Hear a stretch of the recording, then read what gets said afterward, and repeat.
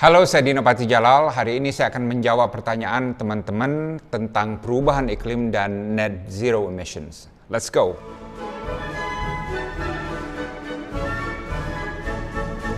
Pak, saya sering mendengar Bapak bilang net zero. Sebetulnya apa itu net zero emissions, Pak Dino? Net zero emissions adalah kondisi di mana jumlah emisi gas rumah kaca yang kita keluarkan ke udara sama dengan jumlah emisi yang kita serap kembali. Tapi bukan artinya kita tidak bisa mengendarai mobil lagi atau memaksa pabrik-pabrik untuk berhenti beroperasi ya karena mereka mengeluarkan emisi. Net zero emission itu seperti ini. Jika suatu pabrik mengeluarkan 700 ton emisi, maka 700 ton gas rumah kaca tersebut harus diserap kembali oleh sekitar 1 hektar mangrove atau 5 hektar pepohonan. Jadi karena emisi gas rumah kaca Indonesia terkumpul dari kendaraan, penebangan hutan, kebakaran hutan, proyek batubara, dan produksi pabrik yang sangat besar, maka Indonesia juga harus memiliki kemampuan besar untuk menyerap emisi tersebut melalui konservasi hutan dan alam atau penerapan teknologi-teknologi baru.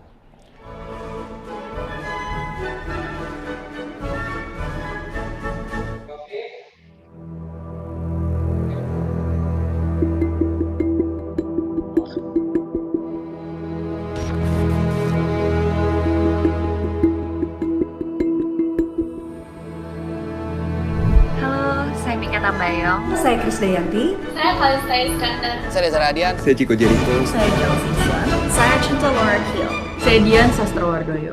Saya Wulan Guritno. Saya Julia Stel. Saya Yoshi Sudarso. Saya sangat semangat menyongsong Indonesia Emas 100 tahunnya merdeka pada tahun 2045 nanti. Kita semua di Indonesia bermimpi dan menginginkan agar bisa mencapai tujuan Indonesia Emas di tahun 2045. Sungguh suatu capaian sejarah yang indah dan luar biasa dalam perjalanan bangsa kita. Nggak kebayang betapa hebatnya Indonesia Emas nanti. Insya Allah pada tahun 2045 saya akan mulai mewariskan Indonesia kepada putra-putri saya. Di usia NKRI yang 100 tahun nanti, saya ingin kita semua hidup dalam Indonesia yang Pancasilais, yang modern, maju, makmur, sejahtera, hijau, adil, aman, bebas korupsi, demokratis, dan tentunya bersatu. Tujuan tersebut bukan tanpa tantangan. Ancaman terbesar di tahun 2045 bukanlah pandemi. Bukan lagi kemiskinan atau kebodohan. Bukan separatisme, bukan perang nuklir, bukan invasi militer dari luar. Ancaman terbesar bangsa Indonesia di tahun 2045 nanti. The mother of all problems adalah pemanasan global, di mana suhu bumi rata-rata akan naik 3-4 derajat Celcius. Itu adalah suhu terpanas sepanjang sejarah manusia. Suhu terpanas di bumi kita yang sudah berusia 4,5 miliar tahun. Suhu tinggi akan membuat planet bumi sakit parah. Saya tidak mau melihat Indonesia Emas dan anak-anak kita nanti hidup sengsara dalam bumi yang panas ini. Dengan perubahan cuaca yang ekstrim di mana-mana. Polusi merajalela dan membunuh puluhan juta orang. Hujan deras dan banjir di mana-mana. Gunung es di Antartika terus mencair. Air laut akan naik setinggi 1 meter. Sumber air dunia akan berkurang dengan sangat drastis. Banyak pulau yang akan tenggelam. Semakin banyak spesies punah yang disebut the sixth extinction. Keragaman hayati akan rusak, suhu air laut yang naik, ekosistem laut yang terancam, serta terumbu karang yang banyak mati. Penyakit semakin banyak menyebar, termasuk malaria. Stok pangan menurun banyak dan kekeringan di mana-mana. Banyak tanah yang akan menjadi padang pasir tandus. dan konflik berbasis lingkungan yang meningkat juga secara drastis. Semua ini akibat ulah manusia. Namun, malapetaka ini dapat juga dicegah oleh manusia. Karena itulah, ayo kita selamatkan Indonesia dari bumi panas. Mari kita mulai mengurangi emisi gas rumah kaca Indonesia. Ayo kita kurangi emisi gas rumah kaca 50% di tahun 2030. Dan kita kurangi terus sampai akhirnya kita bisa mencapai nol emisi di tahun 2050. Ayo hijaukan ekonomi kita, jaga hutan kita. Jaga ekosistem laut kita. Kembangkan energi bersih dan kurangi segala emisi karbon dalam kehidupan kita. Sehingga Indonesia Emas 2045 akan hidup dalam bumi yang nyaman, sehat, dan bahagia. Sehingga Indonesia dapat menjadi bagian penting dalam solusi global perubahan iklim. Planet bumi harus kita sembuhkan dari sekarang. Target besar dan mulia ini bisa kita capai. Ayo kita bergotong royong. Selamatkan planet bumi. Selamatkan umat manusia. Selamatkan generasi kita dan generasi seterusnya. Kita sambut Indonesia Emas yang penuh harapan. Selamatkan Indonesia 2045. Sadarkah Anda, kita mungkin adalah generasi terakhir yang bisa hidup dalam dunia bercuaca normal. Kita juga adalah satu-satunya generasi yang bisa menyelamatkan umat manusia dari bahaya bumi mendidih yang menanti kita selamanya di depan. Ayo kita penuhi panggilan planet bumi, panggilan umat manusia, dan panggilan sejarah. Ayo sebarkan pesan ini dan tanda tangani petisi.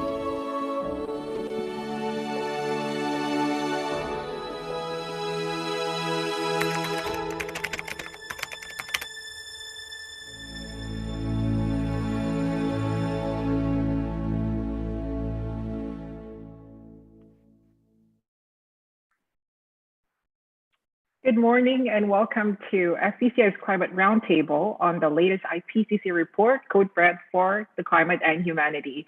My name is Esther and I will be your moderator for today. I want to greet our audience today who comes from so many countries, around 30 countries, not only from Indonesia, of course, but we also have participants from the United States, China, Belgium, even Sri Lanka. Welcome. And for those of you who does not know FPCI yet, FPCI, or Foreign Policy Community of Indonesia, is the largest foreign policy group in the country and one of the biggest now in Southeast Asia. And our aim is to bring global issues and international relations issues to the grassroots level.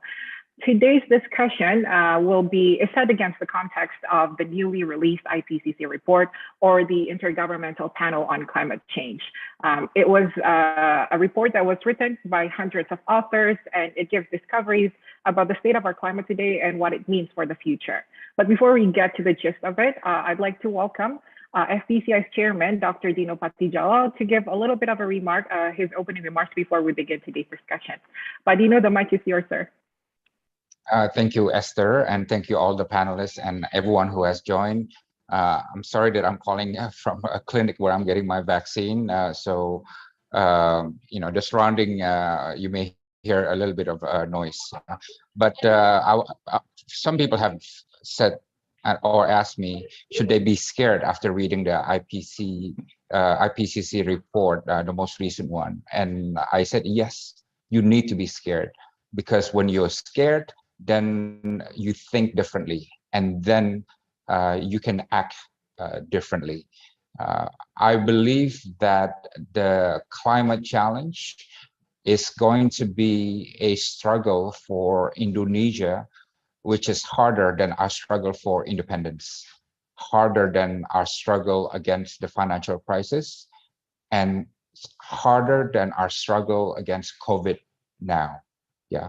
And the only way we can succeed to address the climate challenge issue is by thinking bold and by avoiding incremental actions. Because, step-by-step actions, small reduction here and there, it's not going to bring us to where we need to be, which is 1.5 degree limit of global temperature rise. What will bring us closer to that goal is a total transformational efforts. I repeat, total transformational efforts, not small incremental efforts. And the question now for the Indonesian people is, now that we know the facts, now that we have the resources, now that we have the political will globally, will we act? Are we going to take the front position in this global effort, or are we just gonna sit on the sideline and watch everybody else do the work and follow up once we know that things are going well, right? In other words, let others take the risk while we sit on the sideline, right? And that, in my view, is definitely not an opinion. It's not an option for us. We now need to enforce what I call climate nationalism, nationalisme iklim, right? As a new kind of nationalism, which means if you love your country, If you are patriotic, then you have to care about climate change. If we envision a centennial Indonesia 2045 that is glorious, then you must assess climate risk and take climate responsibilities and decarbonize the economy. So there are no two ways about it. So this is why FPCI this year is launching a very serious and energetic campaign to wake up public opinion on climate change and help shape government policies. I'm glad that today we have friends from the United States Embassy. We have Sandy King, Sandy Lien. We have climate expert from the EU delegation to Indonesia, Henriette Vergeman. And we have our friends from China, Zhang Youxiang, and Lei Huang, from a climate center in China. I'm very disappointed. I'll be honest with you. I'll be very disappointed that no Indonesian government official responded to this invitation to address this forum. You know, we invited the environment minister, official from the environment minister, but it was declined, and it only shows you that Indonesia needs to move beyond being defensive to being proactive. Your responsibility is not to my generation today. Your responsibility is to the generation of my children, your children, and your children's children. They are the ones who will ask in 2045 and 2050. They will ask, what did we do when we knew the facts, when we knew the danger? Did you act boldly or did you turn the other cheek, right? I am, being very frank about this because I'm really thinking about my children's future, who asked me during dinner, Dad, what are you doing? What are you doing to help save my generation and to save the future of Indonesia? So again, I hope you have a good discussions. We are going to be relentless in pushing the Indonesian government and the public to deliver a stronger climate policy and a bipartisan climate policy that will save our future. Thank you very much and have a good discussions, and I'll see you at the end of this discussion. Thank you, Pak Dino, for your opening remarks. Before we go forward to the discussion today, allow me to set the context of this roundtable for our audience. So as I've mentioned previously, this roundtable was initiated due to the newly released IPCC report, which discovered the state of our climate today. And the results or the discoveries were very harrowing, to say the least. First, the report shows that the world will probably reach or exceed the 1.5 degrees threshold of warming within just the next 2 decades.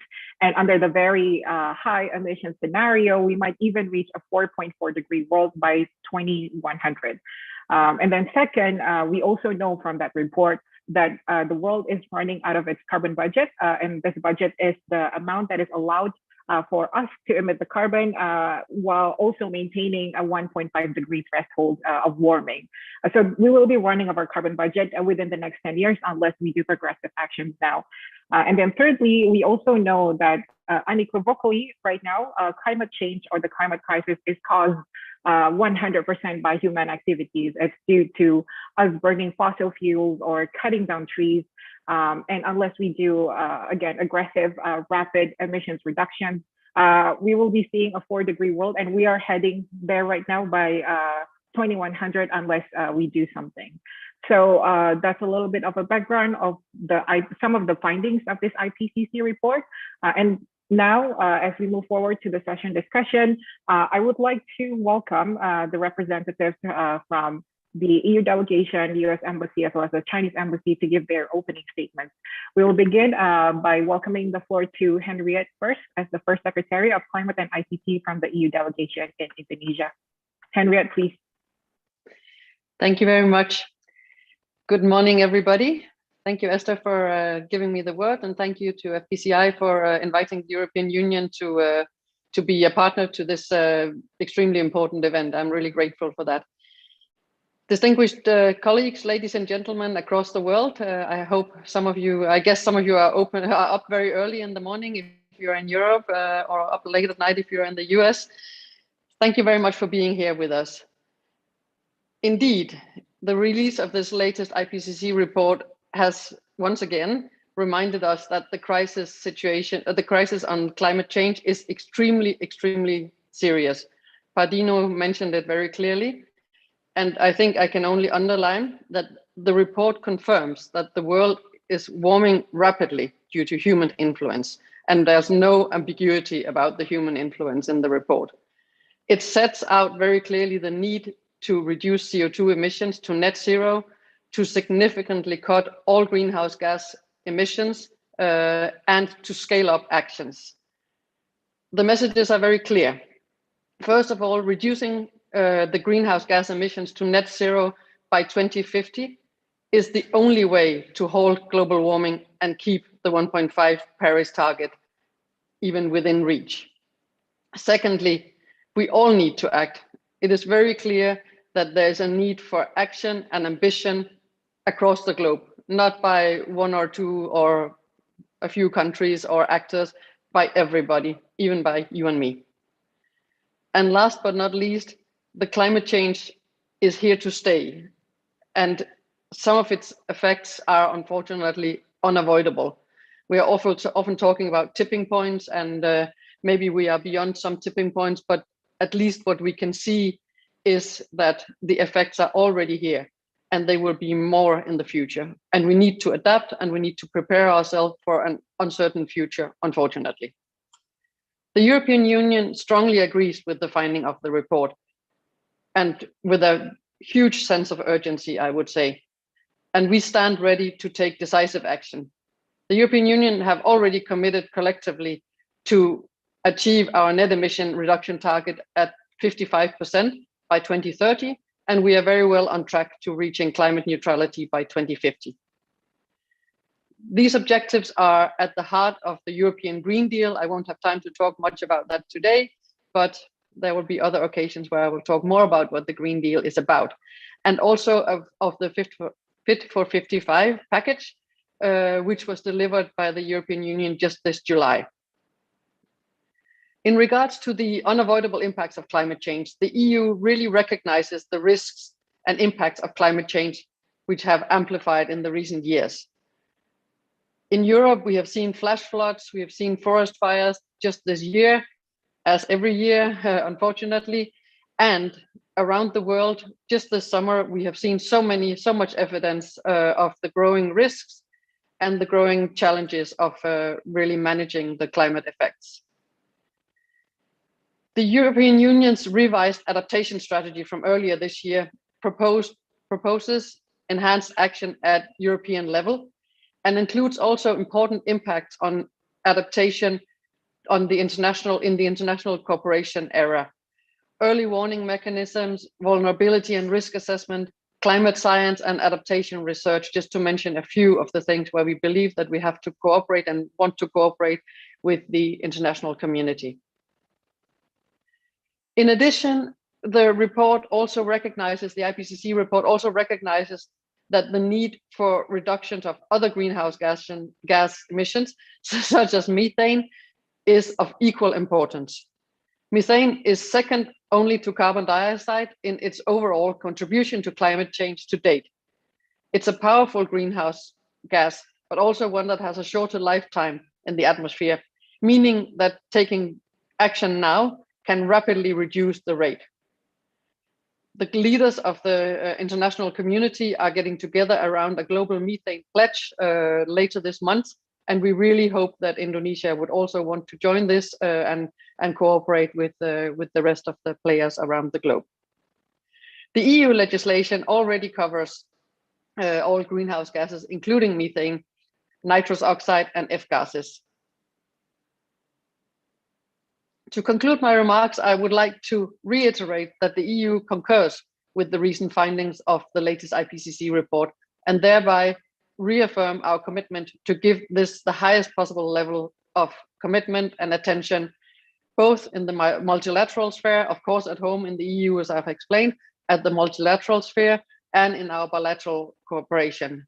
We have already a very significant cooperation with Indonesia on climate action, have had it for many years, and we are very committed to strengthen and step up this cooperation with Indonesia, with our other partners under our joint green agenda. Thank you very much for this, and I look forward to our discussion. Thank you. Thank you, Henriette. Next, I will be inviting Lei Huang, who is the Deputy Director of Climate Change Division at China's National Climate Center. Hello, everybody. Good morning or good evening. So I wanted to be brief. As per our National Climate Center, I have taken part in the FPCC panel of accept the FPCC SPM of Group 1. I think that the SPM of Group 1 gave a very clear information about the state of climate change. That we have now, in the last 2 decades, the average temperature is about 1 degree above the pre-industrial level. So if the climate change keep the current rate, that means about 0.2 degree per decade, that we will reach the 1.5 or 2 degree in the next few decades. So the IPCC in Group 1 report gave a very clear information about the pathways from very low, middle, high, and very high scenarios of how to control the future climate change. So I think it is very clear that if we want to achieve the goals of Paris Agreement of about 2 or 1.5 degree above the pre-industrial level, we should pursue the low or very low scenarios of the climate. Also, it's important that the WG1 report gives the calculation of the remaining carbon budget about how to control our carbon change. So this budget is not include other greenhouse gases, because when they calculate the remaining carbon budget, they have account for the other greenhouse gases contribution. So before they calculate the remaining budget, they have accounted for the other greenhouse gases contribution. So if we in the future, if we reduction the other greenhouse gases emissions, that means the future carbon budget will be higher than the calculated our budget, such as for 1.5 or 2 degrees goal. China has announced the carbon neutral target before 2060. It's not only the carbon neutral goal, it's also include to nutrient the other greenhouse gases. So it is the goal to keep with the Paris Agreement very closely. So I want to be very brief. If Yongxiang wants to give some other comments. Thank you. Thank you, Lei. Next, I will invite, but certainly not least, Sandy Lin, who's the first Secretary, Unit Chief of Environment, Science and Technology at the U.S. Embassy in Jakarta, Indonesia.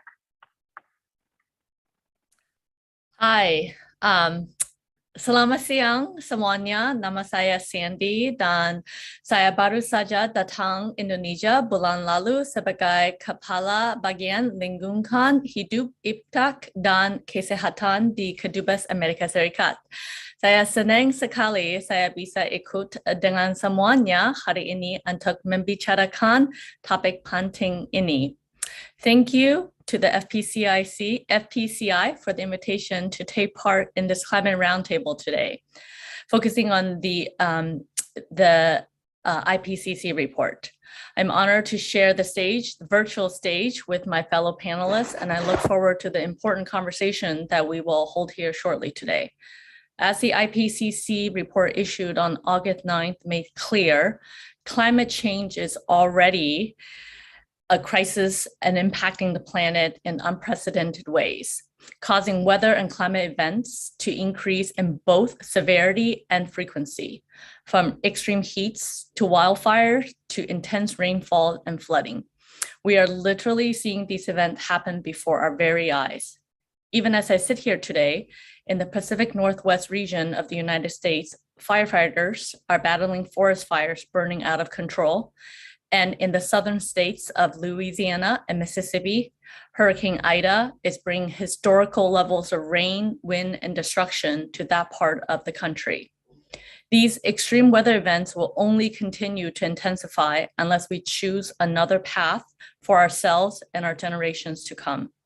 The IPCC report lays out in the clearest terms that the international community needs both greater ambition and corresponding action, particularly from major emitting economies between now and 2030, if we are to meet the global goal of limiting warming to 1.5 degrees Celsius to avoid future catastrophic changes. But the path is narrowing. The United States is fully committed to doing its part to tackle climate change crisis. President Biden has committed to reducing US emissions between 50 to 52% below 2005 levels by 2030 and reach net zero CO2 emissions by 2050. President Biden has also nominated and appointed former Secretary of State and Senator John Kerry, one of the key negotiators of the Paris Climate Accord, as the Special Presidential Envoy for Climate Change. Special Envoy Kerry has already been very busy engaging with government, businesses, civil society, and youth leaders around the world to collectively raise global ambition to meet these climate challenges. In fact, Special Envoy Kerry is in China right now, even as we speak, to meet with his Chinese government counterparts to discuss how our two countries, as the world's two largest emitters of greenhouse gases, can work together to combat this climate crisis. Special Envoy Kerry's team and the US Embassy here in Jakarta have also developed a very robust multi-pronged bilateral framework on climate engagement with our government of Indonesian counterparts. Indonesia, though, must also be commended and recognized for its commitment to setting and implementing policies to curb deforestation, which between 2019 and 2020 saw its lowest loss record in 20 years. New initiatives are also underway to restore hundreds of thousands of hectares of degraded mangroves over the next few years. Looking ahead to the 26th UN Conference of Parties, COP26 in November in Glasgow, this will be a pivotal moment. The commitment countries bring to Glasgow will determine our path forward. The issue of climate change and economic growth are not mutually exclusive. It is not a matter of choosing between saving the planet and economic growth and development. These are not zero-sum issues. We as the United States come to these international discussions humbly, but there is an urgency for us to act boldly now and together. Thank you for your time and attention. Thank you, Sandy, and thank you to everybody who have given your opening remarks. Let me now pose you with the first triggering questions, and this is open for everybody. Knowing the result of the latest IPCC report, what do you think countries around the world have to do next, or what do you expect your country will do next to respond to it? And perhaps if I can add, we will also benefit perhaps from you explaining just briefly what are your countries doing to tackle the climate crisis. We have heard, of course, about your climate commitments and targets, but the strategy towards leading to that net zero emissions or the 50% reduction by 2030, if you can please highlight that as well. I welcome anybody who wants to answer first. I'm happy to start, and then we can see what others have to say. As I said before, President Biden has really committed to tackling climate crisis domestically at home. One of the first things he did after assuming office was appointing Special Envoy Kerry to be our climate envoy. But also domestically, he has, within a week of taking office, issued executive order. Specifically, this was an executive order that was issued on January 27, outlining his plan for how we are going to take a whole of government approach to battling climate crisis. And for the first time, he put battling climate crisis at the center of the United States foreign policy and national security policy. And so these are two very important things that he has done. He has said that, climate crisis is not just a, international event. This is a domestic security and national policy that we must address.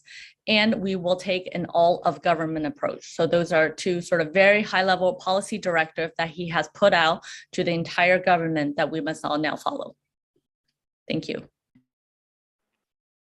Thanks, Sandy. Perhaps Henriette or Lei wants to go next.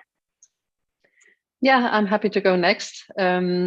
So as I mentioned, in the EU, we just came up now with this, our Fit for 55 policy package, which the 55, of course, refers to the emission reduction of 55. And just to say a few words about what this actually entails. So basically it has 4 different kinds of measures that, and I really agree with what Sandy was saying, this is something that goes across the government, in our case, across the member states, but across all sectors of the economy. And just to give a few examples of that. So there are 4 different kinds of measures. There are pricing measures, there are targets, there are standards, and there are support measures. So for example, pricing measures includes that we want to strengthen our emission trading system, which will now also get to include other sectors such as maritime transport, road transport, and buildings. There will also be a new common framework on energy taxation and strengthened taxation framework, and we will work on the on carbon bottom adjustment mechanism, as I think everybody has heard about. In terms of targets, we are putting more ambitious targets inside the EU for land use change and forestry, renewable energy, and energy efficiency. In terms of standards, we are introducing new standards for emissions of cars and vans, refueling infrastructure, and cleaner fuels for both airplanes and ships. And then in terms of, we also have a basket of support measures that are being rolled out to facilitate the implementation of all this. And that includes also a new social climate fund, and enhanced modernization and innovation funds. So I think you can see that this really goes very cross-cutting across the economy, and it is really, as Sandy was also saying, at the center of our growth strategy, of our COVID recovery strategy. So I think this is really the way we are moving. Thank you. Thanks, Henriette. Over to Mr. Lei.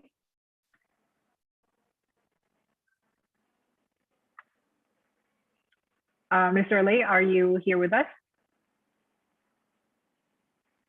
Hello, Esther. I'm Yong-san. yeah, maybe I would like to join the discussion instead of Lee. Yeah. Okay.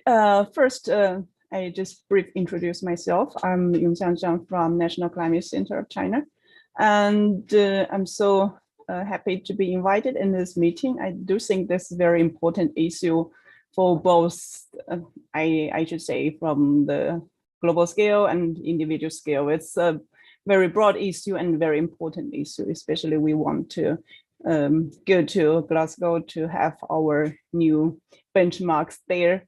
And first, I also want to echo myself with some of the interventions by Sandy, Esther, and Harity about what you're saying on climate change. When the IPCC first, the working group one report come out, there's a lot of discussion on climate change and the urgent need for actions appealing over the world, and we do need to take actions. But I also totally agree with what Harity has mentioned about the how to say it. It's a complicated issue. We do need collaboration for all actions on the ground, but we are dealing with the most complicated issue currently we are facing on our globe. When we're talking about climate change, it's not like one person or one country can deal with. It's need the effort from all the world, and this issue has a long history for sure. And we know, as Heritage mentioned, there's supporting, there's actions and new method, and also like we still somehow we still lack a new mechanism. Hopefully, it's kind of a new mechanism to facilitate this actions. Well, I just stop here to give time for others. Thank you. Thank you, Yong Xiang, for filling in for Mr. Lei. So we have heard from Sandy that the U.S. is taking a whole of government approach, both internationally and domestically. And then Henriette also explained a little bit about the Fit for 55 climate package that the EU is implementing right now. And Yong Xiang also echoes some of the statements earlier that we have to take collaborative action and urgent action about this.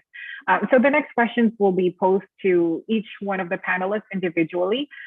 First, I'd like to ask to Sandy, and my question is also echoed by one of our audience, Agung Wibowo, who's an executive director at an NGO in Indonesia.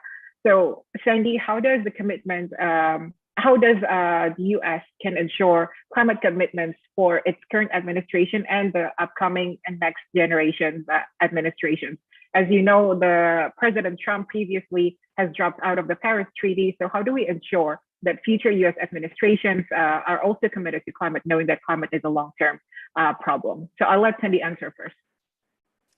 Great. Thank you, Esther, and the person who posed this question. I apologize, I didn't catch their name, but the United States has a well-known tradition for our democratic system, and I think, and as we saw via sort of the January events that happened, this democratic tradition isn't always perfect, and sometimes it can be quite challenging. However, that said, as a democratic-based nation, the way of our government and our policy is determined by the will of the people and the votes of the people. And I think via the election that we had last year, the people of the United States voted with, voiced their concern with their votes. By voting in President Biden, who said during his campaign that he would be committed to climate change, and that is how we ensure that that's how I know as an American citizen that this is an issue that is here to stay for generations to come, because our nation and our government and our policies reflect the will of the people. And so President Joe Biden, on day one of his administration, returned the United States to the Paris Agreement and committed to taking and resuming our leadership role in the club. Thank you. Thank you, Sandy. Next, Henry, there's a question coming in from Wisnu Kusuma, who's a sustainability consultant. As we know from the Fit for 55 climate package, you have the carbon border adjustment mechanism. So how will this impact economic growth? And as we all notice as well, the Minister of Trade in Indonesia have mentioned that this mechanism will disrupt global trade. So what will you respond to that, Henriette? Yeah, I was kind of prepared for that question. So first of all, I mean, when it comes to whether or not this will disrupt global trade, I can reassure you that it has been prepared with the utmost care for all the trade rules that apply. And, you know, it's always anybody can always ask whether there's any breach of the rules. We don't believe that there is, but if there is, then of course that will be the judgment of the WTO or somebody else. But anyway, so just to explain a little bit what this carbon border adjustment mechanism actually is. So just to take a step back, actually what the reason why we believe that we need this mechanism is that what we have now firmly established during the first minutes of this seminar, that climate change is a global problem and it needs global solutions. So it really does not help, in our view, that the EU takes a lot of action at home and then something else happens across the other parts of the world, and we do not. I mean, this kind of undermines what's happening in the EU. So as the EU is raising our ambition, and there may be less stringent rules and climate policies in other countries, non-EU countries, then there is what we see as a strong risk for carbon leakage, which means that companies that are based in the EU could decide to move some of their carbon intensive production abroad to take advantage of less stringent legislation, and or EU products could be replaced by products that were produced in other countries in a more carbon intensive way. This kind of carbon leakage would shift emissions outside of the EU, and therefore it would undermine the efforts that we are taking at home. And we don't believe that we are in a position that we want to be in a position to let that happen. So the carbon border adjustment mechanism will be fair because it will equalize the price of carbon between domestic products and imports. And it will ensure that our climate objectives are not undermined by relocating production to other places where things can be produced cheaper because of less stringent standards. So that's in a nutshell what it is. Thanks for your response, Harriet. Next, I'll go to our representatives from China, either Yongcheng or Lei perhaps can answer.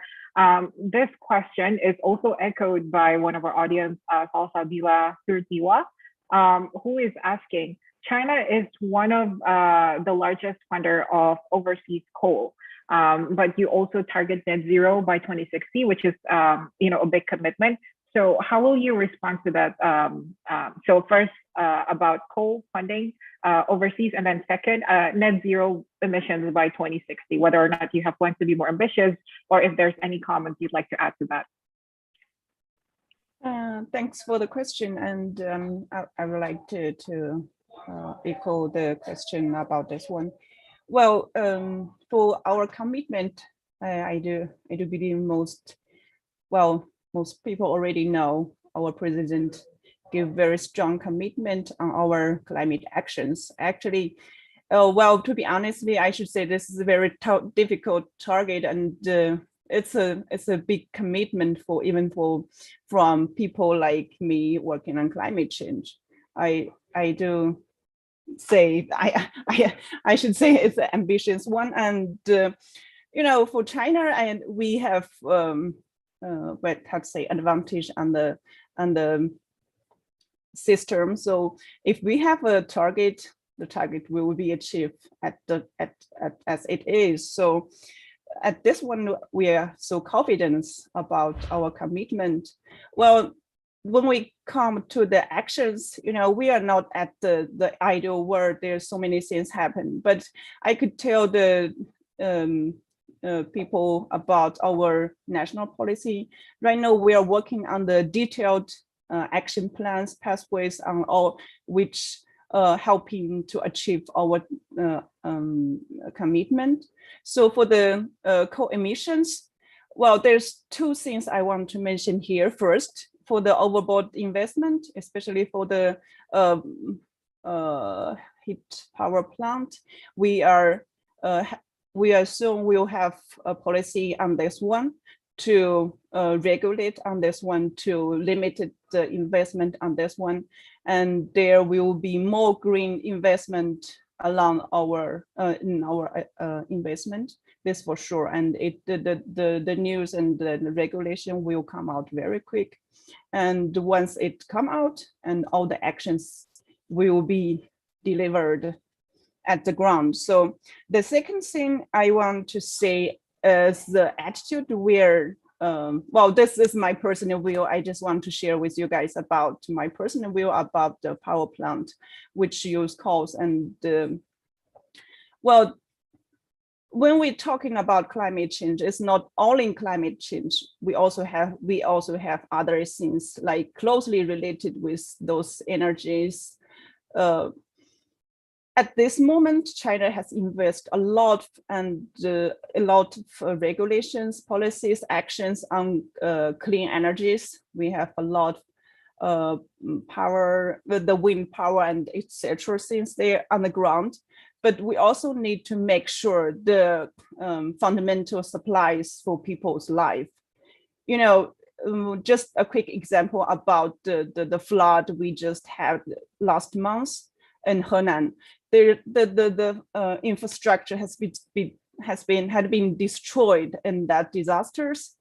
The very emergent supplies of energy is by power plants. So we cannot take action exactly at this moment. There's a long way, not long way, but there's way we need to pivot forward. So it's not stop here, but we need to work on it and at a very scientific and practical way to deliver all the actions.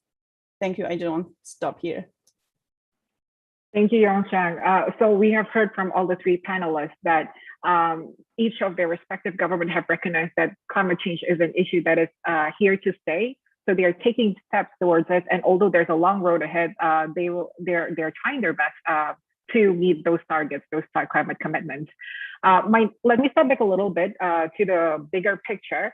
And I have several questions that are echoing the same message.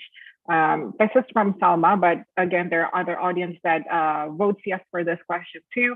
Salma is a program assistant for Forest and Climate Program at Yayasan Madani Berkelanjutan. How do we ensure equal distribution of responsibility? Isn't it unfair to only pressure and push certain countries to increase its climate ambition, but at the same time do not conduct the same pressure for countries responsible to generate the certain amount of aid or funds to help combat the climate crisis? So I welcome any of the panels to answer that. Salma's question was how to ensure equal distribution of responsibility. Why do we pressure only certain countries to improve their climate ambition, but other countries don't?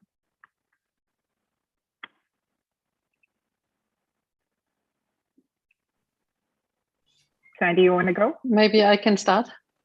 Okay, Henriette, go ahead. Yeah, I'm not sure if we actually pressure only certain countries. I think actually we pressure everybody or everybody pressures each other. I think we are in this together, and in the negotiations, the climate negotiations that is carried out at the multilateral level, we have a concept that is called common but differentiated responsibility, which means that we have all responsibility, but it's differentiated also according to our capabilities. So I think the reply is that we actually are differentiating, and we are we are encouraging everybody to take action according to their capabilities. Of course, some countries are in need of financing, are in need of support in terms of technology, and I think the international community, through the Paris Agreement and through other mechanisms, are trying to ensure that this becomes possible and becomes available for countries that need it. So yeah, that would be my reply. Thank you, Henriette. Sandy, do you want to go next? Sure. I only want to just concur. Saya setuju dengan Ibu Henriette that what she said about that the pressure is not being applied to just certain country. It is definitely being applied to all countries, and even there are domestic pressure that we're applying to ourselves. And obviously, certain more attention and focus is focused on certain countries, specifically the top 10 or 20 emitters, because they are the ones that, there's a handful of countries that are the major emitters of greenhouse gas. And obviously, if we can get emissions under control from those countries, that would have sort of an outsized impact for the rest of the world. So just to I want to say at this point, so, one of the things that the United States is doing that President Biden has reconvened was that under the presidency of George W. Bush, he has started this called the Major Economies Forum, which is one of the only leaders level forum that is focused on climate and emissions. And so the President Biden held the first of this kind of summits after he took office in April, in which representatives from the EU, from China, from Indonesia were all present. And so he is looking, and we are looking forward, and we will be holding another MEF conference, as we call it, this in mid-September on the margins of the UN General Assembly meetings.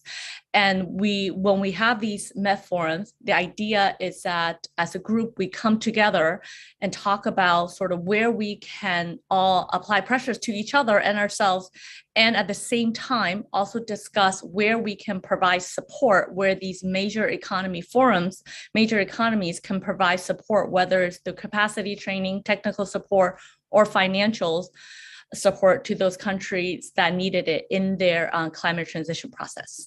Thank you. Thank you, Sandy, for sharing as well about the MEF conference. Perhaps some of our audience have not heard of that yet. Yongsheng, do you want to comment? Yeah, if you like, if you give me floor, I would just quick put some points about the responsibility about climate change. Actually, start with the Paris Agreement, we start a new era of climate governance. We has a heritage from the convention, which we have the common but differentiation responsibility, and we also have the sorry, I just lost my mind. Well, that's okay. Let me just try again. Well, the CBDI is very important role when we dealing with climate change, since the climate change is not happened at today, but it has a long history. So CBDI is the most important role for us to do our global climate governance. And well, I just want to echo to Harriet about the spirit what we have right now. We are encourage all bodies, all countries to contribute their efforts on this issue. It's not like one or two countries could solve this problem. It's our problem, the planet problem. So we need to work together for sure. And also the spirit we do need to keep is the encouraging mode, not pressures. Actually, we have responsibility, not from individual to countries to everyone. We have the responsibility. We need to work on it. And if we have the encouragement to everyone, and everyone could try their best, that also the NDC works for.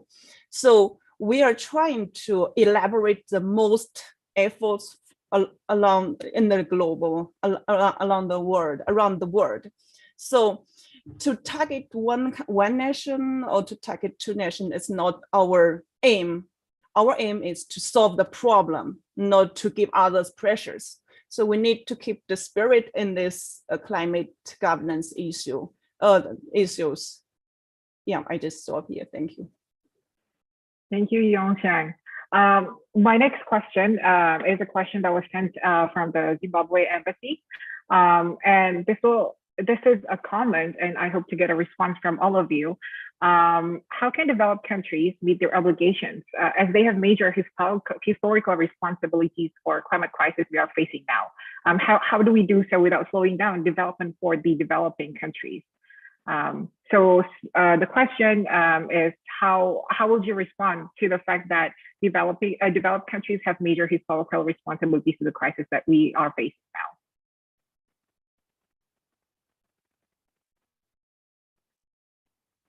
Does anybody want to go first? I'm happy to answer that to the person who asked the question from Zimbabwe. I think as I mentioned earlier, I think we have to look at the issue. I believe the person asked that, you know, by focusing on climate change, we are hindering the economic and development growth of developing countries. And I think I would respectfully challenge that assumption to say that that this idea that the mitigating climate change and economic growth are mutually exclusive, that you cannot have one without, that you can only have one but not the other. So I think, as I said earlier in my remarks, economic development and net zero emissions and getting the climate change crisis under control, they are not a zero-sum game. So that, so I think we can look at how we can expand the pie, have investment and development in clean technologies and clean energy that can create jobs, and that is a whole new technological and economic boost to a country. As far as sort of economic support, this is, as I said earlier, this is what sort of the MEF countries, we are coming together, the United States as part of that, to think about what we can do to provide the financial or technical or capacity support to countries that are in the process of making that transition, that are to be a more greener, more sort of climate centric country economy. Thank you. Thank you, Sandy. Henriette, go ahead. Yes, maybe I can just add a few words. So I fully agree, of course, with what Sandy is saying. And I just wanted to mention that every time the EU comes out with a policy proposal, we have a mechanism, as I think many countries have, of an impact assessment, which means that we have to look at all the possible impact of a new policy, including this Fit for 55, to see, for example, what will it cost? What will be the environmental impacts, but also what will be the economic impacts, social impacts, etc. And all the studies, not only for this Fit for 55 package, but for all the green legislation that we have passed over the years, it always shows that the cost benefit is much, much, much better. There's much more jobs creation, there's much more growth opportunity in the green sector. So I think it's not a question of really, I mean, slowing down the economy at all. It's a question of a shift in the economy. So it is moving away from something that is an old and established way of looking at things to a new and innovative way of looking at things, new technologies, new financing mechanisms, etc., etc.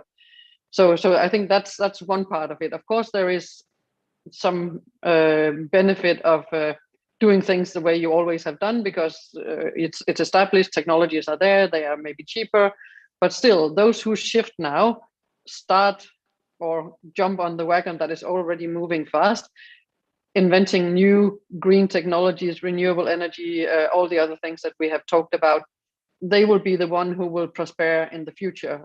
And I think that goes even also for countries. I mean, when the solar energy market started booming a few years back, I think our friends from China were very advanced in their thinking at that time, and they managed to really be a market leader in production of solar panels, something I think that they can confirm themselves. But as far as I understand, this contributes in a major way to their economy now. So I think all countries have this opportunity to decide what kind of developmental path they see for themselves. I mean, we have all the oil-producing countries that I think also now have to look at what kind of future do they see for their country once fossil fuels is no longer an option. So I think really it's not about doing this at the cost of anybody's development. And then secondly, also as Sandy was mentioning, of course there are the global climate funds. I mean, there are lots of opportunities for financing climate projects. And I think when we talk to the global banks, to investors, there is really a shift happening also on where can countries, individuals, companies obtain loans and financing. And I think in a very, very near future, it will be probably very, very difficult to obtain any kind of funding for the dinosaur technologies, and investors will start moving towards the next level. So yeah, that would be my feeling. Thank you, Henriette. Yongsheng, do you want to comment on this? Yeah, thank you so much. And I work for the PCCB, which is the Paris Committee of Capacity Building for Developing Countries. Well, I do understand the feeling or the circumstance of our colleague from Zimbabwe to raise this question. Well, I agree with Sandy and Harriet about they mentioned very important aspect of dealing with climate change. The technology improvement and social transformation will help this issue. Well, since I've been working for capacity building for developing countries several years, I do know how there's so much gaps as needs for developing country to dealing with climate change. There's big needs on the ground. So that's also the reason why this question come out. Well, I also want to share some of my views here. First, when we're talking about climate change, we do remember the convention, the Paris Agreement. There's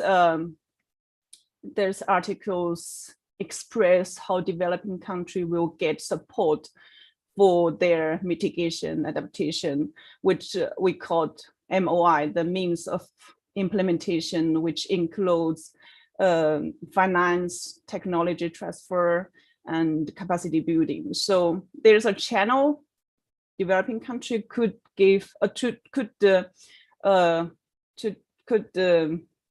get support from developing country and also other resource.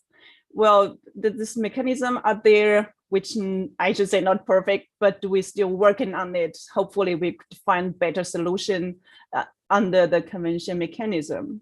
And there's, well, it's my personal view, I would say there's a lot of ways we also could do as well, since I just like suggest to the ways we could moving forward, like there's when you have the capability, for example, you can invest the green technology, as previous speakers mentioned. There's a lot of way of technology which are not exist at this moment, but we could invest when you have better financial situation. You could do that for developed countries, as developed countries. And there's another thing I also want to mention here is that there's good model from our developed country parties like Germany. They announced their carbon nutrition target, and they put their time lines in 2045. I think there's 5 years, then 2050. So this is a good way, at least to most developing countries, which need to develop their economic on their BAU basis. So this is a good way for them to do something for developing countries. There's several channels, and people can work on this different aspects. Thank you. Thank you, Yongshang. So we heard from all of our panelists, and we can conclude that economic growth or development is not a zero-sum game with tackling the climate crisis. Zero-sum game, perhaps because FPCI has a lot of international relations students, you might understand this term better. It's not a trade-off, meaning that we have to sacrifice one for the other. In fact, we know for sure in the Indonesian context that if we have a low carbon economy, we can create about 2 million jobs by 2030, and that's so many. And you can see the context of Java and Bali as well. If the power system in Java and Bali transition to 100% clean energy, that will create about 4 million jobs. And this is something that we need urgently. And the world is moving towards green economy. So we need to do the transition now because it will actually bring greater impact, greater positive impact for the economy and for the welfare of the people too. So let me move on to the next question. This one is posed by Laura Cumming, who's the managing director at JP Morgan. We heard a lot earlier. Each one of you has mentioned the Paris Agreement or NDC. So Laura, I would like to ask your views on how countries can collaborate globally in tackling the crisis should the Paris Agreement fail, or if countries cannot meet their commitments or their NDC, what would happen then?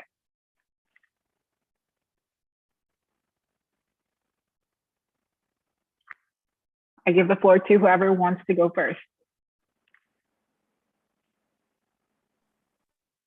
Okay, I'm not sure I fully understood the question, but I will try to reply according to what I understood. So the last part of the question, I think, was what will happen if somebody cannot live up to their commitment?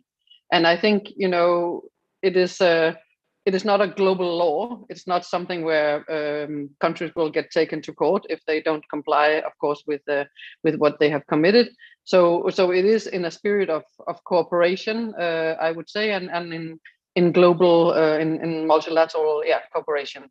So that was the last part of the question, but I'm not sure what the first part of the question was, but maybe I'll let the others try to reply if they heard it. Yeah, let me clarify a little bit. I think what Laura is asking is, what if the Paris Agreement fails? What will happen then? Yeah. I think that's such a distressing thought. Nonetheless, if we can entertain the idea. I don't think there is any option that the Paris Agreement will fail. I mean, the only thing I can see is that, as we have seen, this is becoming more and more serious. There are more and more daily proofs of the situation as it is. There are more and more people that are understanding this, that are speaking about this, that are acting on this. So I think, I mean, as is also built into the Paris Agreement, there will be a continuous increase in efforts and in the seriousness of the situation. So so I don't think the Paris Agreement is going to fail. Sandy? Yeah, I agree. You know, I think there is a famous movie quote from the movie Apollo 13, or the moon landing, in which it said, "Failure is not an option."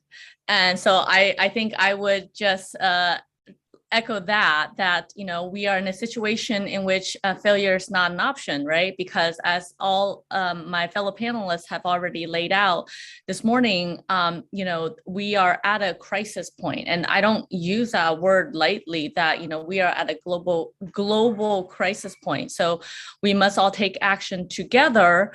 And because if we don't, the negative detrimental impact will be felt by all countries, not just one or a few countries in particular.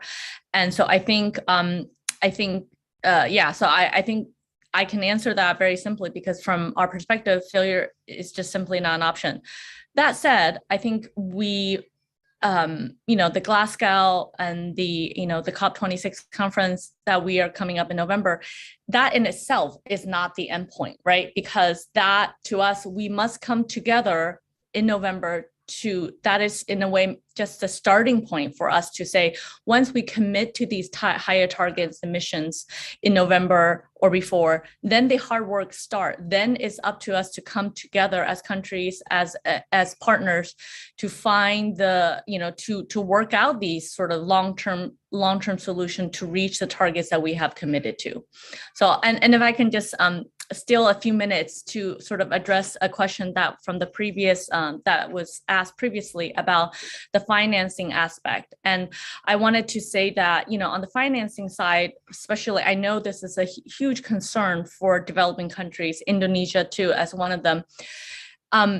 I would say that there is, and from what we can see, a huge pent up demand from the private sector, not just the public sector, from the private sector to invest in these clean and clean environment technologies. However, in order, and I think capitalistic ways, money and capital will go to where they can gain the most profit. And so that private sector funding will go to those countries and economies that have its house in order in the best way to accept these foreign capitals. So, whether it is introducing policies or tax reforms that are accommodating to these green technology. I think that is also an area that needs to be considered by each country individually and domestically.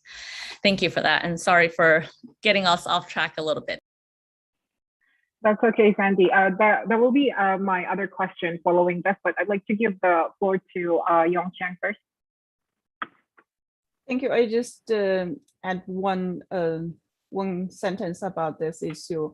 As I agree with previous speakers, the spirit of Paris Agreement is maximum mobilized contribution and the cooperation. This is the aim of the main spirit of Paris Agreement. So failure might not the good words to describe or to project how it will end, but we do believe it will mobilize the most contribution and the cooperation for climate change. Thank you. Thank you, Yongchang.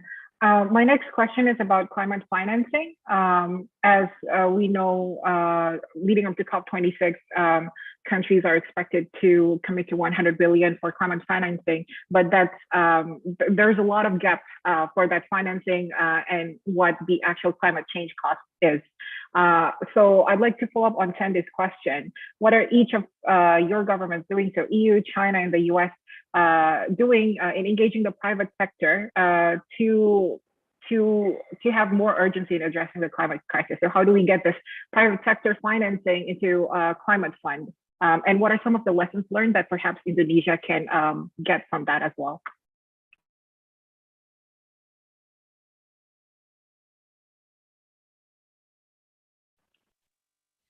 Okay, maybe I can go first again.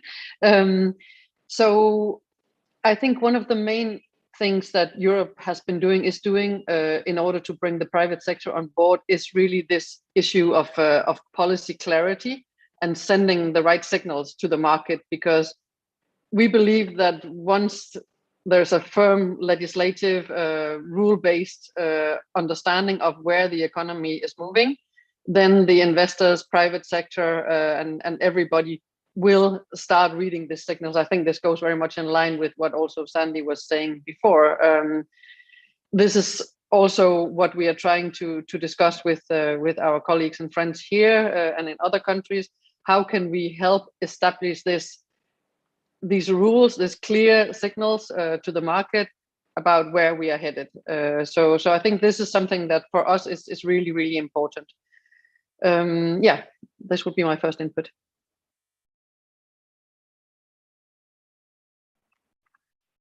Does Sandy or Yongchang or Lei wants to add to Henriette's point?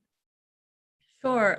Yeah, as I've already mentioned, I think sort of the domestic policy piece is really important in attracting that private sector investment. But I think from the international community, especially from large developed countries, we are having the U.S. government and other large countries, we are using our convening power to bring together these large private sector investors to discuss with them, what is it that they're looking for when they're looking to figure out where to put their money, put their capital. And I think, the key to, no country or no countries alone can finance the need that is out there. So we really do need to have a comprehensive, public-private partnership mechanism to ensure that the money and the financing goes to meet where the most critical needs are. Thank you. Thank you, Sandy. Yongchang, you want to add to that? Thank you. And well, since I'm a climatologist, this question is a little bit out of my knowledge, but I just want to share some information about climate fundings. Well, we're talking about dealing with climate change. I just want to reminding colleagues that China is still a developing country. For climate funding gaps, and for example, in 2020, our gaps is reached trillions. So there's a big gaps for climate finance. So we are facing the same severe issue when we're talking about finance or funding. So we're trying to find out ways to fulfill this gap. Well, yeah, I just stop here since this is out of my knowledge, so I'm sorry. Thank you for the additional comments, Yongchang. We have another question from Sylvia Nadila. So Sylvia is asking, as we know, greenhouse gas emissions are increasing and accelerating climate change. But at the same time, we also have the COVID-19 pandemic, and we also are facing the terrorism issue. And then, there are so many world crises right now. Even in Southeast Asia, we have the Myanmar political crisis, we have Afghanistan as well. So how do we balance everything together, especially with the pandemic and then climate change, and still meet our goals? I'm happy to jump in so that Henriette doesn't have to go first again. I feel bad that we keep making her go first. I think the speaker said it perfectly. It is a challenge, and it is no one here today, I think, would say that this is an easy task at hand. It is a challenge. Just between even, I think the person listed 5 or 6 different challenges. Even if we just take 2, climate and COVID, that is enough to sort of keep the whole world sort of busy for years. And now we have, like you said, terrorism issue, political instability. It is not an easy task. And that is why it is particularly important for the global community to come together to work on these issues together. And I think, maybe I think that is the way that we'll be able to reach the best outcome. I'm not going to say that we are going to fix every single one of these issues, but I think we can reach the best and most optimal outcome for each of these if we come together as a community now. Thank you. Thank you, Sandy. Either Henriette or I will give the floor to Yongchang first to comment. Yeah, maybe I just go first, even though I could not contribute much on this one. Well, that's to be generally this COVID-19, the pandemic and the climate crisis. Somehow it's like the dilemma we are facing when we want to develop our economic and to keep our planet safe. Well, we need to work on both. It's not a trade-off, but we need to work on both. Thank you. Okay, then let me add the final word. I just wanted, of course I agree, but I just also wanted to add that if we don't manage to build green recovery, build back better, these concepts that we use now into the next steps, then I think unfortunately we risk to exacerbate all the other problems later down the line, because I mean the link between future pandemics, future diseases, things that we can't even think about yet, and also future instability is very clear. So if the climate crisis doesn't come under control, if we don't manage to get a situation where this does not get worse and worse and worse, then we will risk, we will have more instability, we will have fugitives, we will have absence of water that will demand that huge parts of population will have to move. We will have parts of countries, including Indonesia, that will be flooded and no longer habitable. So we don't, again, really have a choice of whether we solve the green crisis or the other crisis first. If we don't solve the green crisis, then all the others will be there and they will be worse. So yeah, there's no choice. Thank you, Henriette. So there's no choice, as Henriette has mentioned. If we don't protect the planet, there won't be political instability maybe years down the line, because there will be no planet for us to live in. So the green crisis is the #1 crisis that we have to tackle now, simultaneously while paying attention to our other challenges, but that does not excuse us for not paying attention to the climate crisis. As we are nearing the end of this discussion, I would like to invite our panelists today to share a few words, their closing remarks about anything at all. Perhaps if I can ask you, what would you say to a climate denier, those who do not believe that climate change is real? IPCC report is there, but even now we hear people saying climate change is not real, climate change is a hoax. What would you say to them, and what will be your closing statement for today? Maybe for a change of scenery, we'll have Yongshang or Lei go first this time around. So, well. Maybe I just go first. I take the first one. Okay. Well, when we're talking about climate change, I think the most important issue we need to bear in mind that the climate impact is for real, and we do need to take a very serious attitude on this one. And according to the IPCC report, the action also need to be need to be taken at this moment. There's no hesitation on this issue. We do need to take actions. And well, the second thing I just want to remind to appeal that colleagues, individuals, countries need to contribute their best effort on this issue. It's not like we could not leave one alone or out in this issue. We all need to work together. We need to use the spirit about cooperation and just to deal this issue as one family, not fight.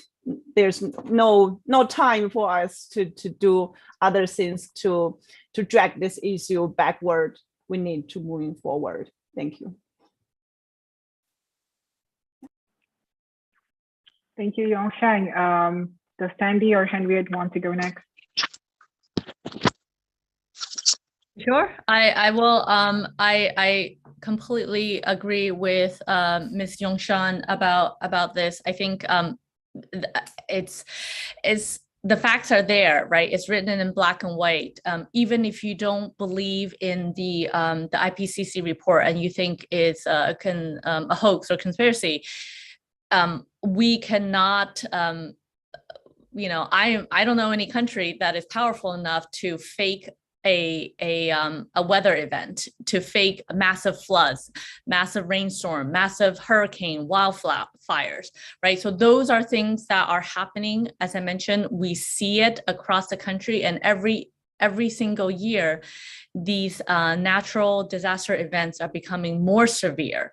And so these are things that are not faked, right? And so I think my closing remarks on this would be that, as I said in the beginning, now is the time to act. Now is the time for us to come together. And now is the time for us to agree and adopt those higher commitments, because this is a global issue, and only together as a global community will we be able to address these global challenges. Thank you.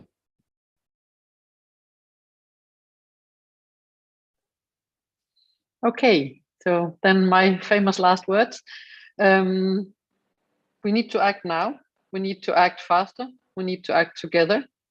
And I'm really grateful for us being here as part of the global community, at least 3 big emitters, and together with Indonesia as well. So thank you for this conversation, and thank you for the honest questions and honest answers. I think that's the first or a good step on the way to getting closer to a solution to some of these issues. And I think, as we have said several times, the science is clear. It has been clear for a long time. Those who have tried to deny it for a long time really, I think, have not acted in good faith. And honestly, I wouldn't spend too much time on that. I don't think it's worth it. If I had lived at the time when people thought the Earth was flat, I probably wouldn't have spent much time with those people either. So let's focus on what we can do together and act constructively. Thank you very much. Thank you, Henriette. We have Pak Dino here as well. Pak Dino, do you want to give your closing remarks, sir? No, just to say thank you to everybody, to Henriette, to Sandy, to Ms. Zhang from China, and also to Lei Huang. Yeah, and I hope for those of Indonesian young people who are listening to this, the magic word is net zero 2050, and 50% reduction by 2030, right? So just remember those 2 numbers: 50% by 2030, net zero by 2050. That's the medicine that will hopefully cure us from climate disaster. Yeah. So thank you, everybody. It's really a great pleasure, and I hope we can continue this collaboration between us. Yeah. Thank you. Thank you, Pak Dino. So then, well, we've heard it from this conversation from representatives from the EU delegation, from the US embassy, as well as from the Chinese embassy. The science is clear, climate change is happening, and if you don't take aggressive action, it will turn into a climate crisis very soon. It's starting to become a crisis even now. And what's important for us to note, especially for Indonesia to note, is that environmental protection and economic growth is not a zero-sum game. We don't have to sacrifice one for the other. Going green, transitioning into a low-carbon economy will benefit us more than if we are currently stuck in this business as usual scenario. And the only way forward to all of our climate questions, to all of our climate problems and concerns, is for all countries to commit to net zero emissions by 2050, no later than that, and to halve our emissions by 2030. Other than that, it will simply be too late for us to save the planet. My name is Esther. I was your moderator for today. I want to thank Sandy from the United States, Henriette from the EU, Mr. Lei, and then Ms. Yongxiang from China for joining us today. Hopefully we can continue this conversation in the next few months leading up to COP26. I'm sure we have a lot to discuss. And for all of our audience, thank you as well for tuning in. FPCI has a lot of climate initiatives and activities coming up, so please stay tuned on all of our social media platforms to hear more about it. Thank you, everybody, and have a good rest of your day. Thank you. Thank you, Henriette, Lei, Yongxiang. Thank you, Bye, Pak Dino. Thank you. Terima kasih.